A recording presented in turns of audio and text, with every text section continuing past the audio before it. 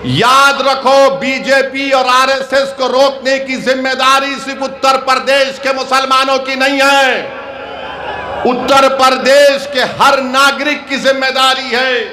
अब चुनाव आ रहा है और जैसा हमारा भाषण खत्म होगा, हमारे दोस्त टीवी पर जाकर जो हमसे बेइंतहा इतनी मोहब्बत करते कि अपने घर में अपने बुजुर्गों से नहीं करते हो, इसी से करते हैं, और टीवी चैनल पर बैठकर बोलेंगे ये हमारे वोट को डिवाइड करने आ रहा है। अरे कौन सा वोट डिवाइड हो रहा है बताओ, कौन सा वोट डिवाइड हो रहा है बताओ। कैसे बीजेपी चुनाव पे चुनाव जीत कर जा रही है।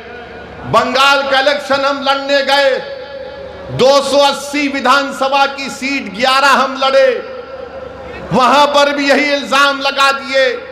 और जब ममता बनर्जी हार गई और हारने के 10 दिन के अंदर उनके 20 सांसद बीजेपी मोदी अमित शाह के साथ बैठकर चाय पी रहे हैं। उन सांसद में वो भी लोग थे जो दिन रात मुझे गाली देते थे, आज वो मोदी अमित शाह के साथ बैठकर चाय पी रहे हैं। बताओ क्या तुम्हारी जबानें खामोश क्यों हैं? कैसे चले गए मोदी अमित शाह बीजेपी के पास? वो 60 विधायक भाग गए ममता के। मैं पुकार पुकार कर कह रहा था कि बंगाल के मुसलमानों से ममता बनर्जी ने धोखा दिया उनको।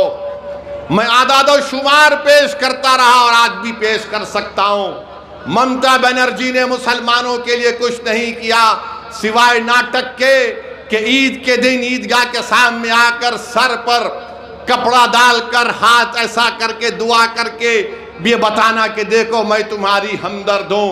अरे हमदर्द अगर है तो गरीबी का खात्मा क्यों नहीं हुआ? हमदर्द अगर है तो हमारी बहनें जो मालदा मुर्शिदाबाद में 900 1000 रुपये लेकर 1000 बीड़ी बनाती हैं, मेरे भाई याद रखिए अब आपकी जिम्मेदारी है कि आप मुत्तहदा तौर पर अपने वोट का सही इस्तेमाल करें। यहां पर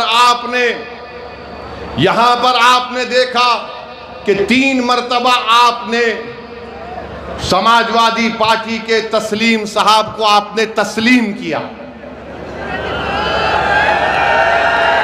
तस्लीम साहब को आपने तस्लीम किया, मगर ये ऐसे तस्लीम साहब हैं जिन्होंने नजीबाबाद की जनता को तस्लीम नहीं किया, मुस्तरद किया। हम साल में 2 मर्तबा चांद देखकर हमारे उलमा ईद का ऐलान करते हैं। ये ऐसा चांद है जो 5 साल में एक मर्तबा नजर आता है। और आपने बीजेपी के डर से उनको वोट दिया तो तस्लीम साहब ने समझ लिया कि मुझे नजीबाबाद में कुछ काम करने की जरूरत नहीं है, मैं बीजेपी का नाम लेके डराऊंगा तो लोग मुझे तस्लीम कर लेंगे। सुन लो तस्लीम साहब, अब नजीबाबाद की जनता मजलिस इत्तेहादुल मुस्लिमीन को तस्लीम करेगी और कबूल करेगी, क्योंकि आपने तो कोई काम ही नहीं किया। आपसे कहा गया रोड का काम करवाओ तो आपने कह दिया मैंने रोड के काम को रुका दिया। आपने कहा कि मैंने रोड के काम को रुका दिया।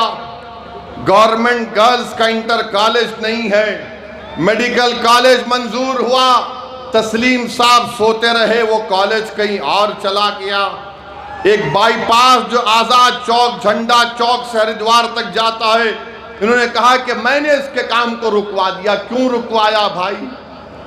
आपके पेट में दर्द हो रहा था तस्लीम साहब जो आपने इस काम को रुका दिया। कोई विधायक ऐसा भी होता है कि काम को रुका देगा, मगर तस्लीम साहब को लगता है कि भाजपा का डर दिखाओ और इन लोगों को वोट हासिल कर लो। अब आप जानते हैं कि नजीबाबाद में विकास शहर में कोई नहीं हुआ। ये पूरी समाजवादी की लीडरशिप ढीली लीडरशिप है, एकदम बिल्कुल ढीली लीडरशिप है। मैं आपसे अपील कर रहा हूं कि नजीबाबाद और बिजनौर जिले के विकास के लिए आने वाले विधानसभा में आप मजलिस इत्तेहादुल मुस्लिमीन को वोट दीजिए। और फिर बाबा ने आकर कहा था यहां पर कि इंटीग्रेटेड एथेनॉल